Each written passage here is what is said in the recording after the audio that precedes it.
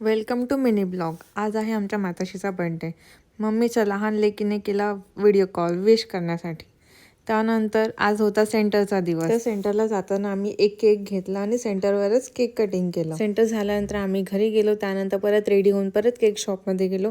एक केक घेतला आणि आम्ही आलो बाहेर हॉटेलमध्ये. नोव्हेंबरचा महिना होता तर थंडी खूपच जास्त होती, एवढी की विचारायलाच नको.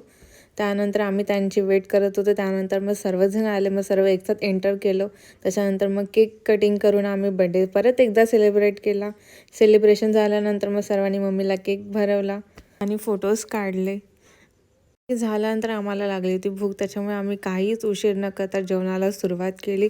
आमचं जेवण झालं आणि त्यानंतर आम्ही परत एकदा निघालो घरी जायला.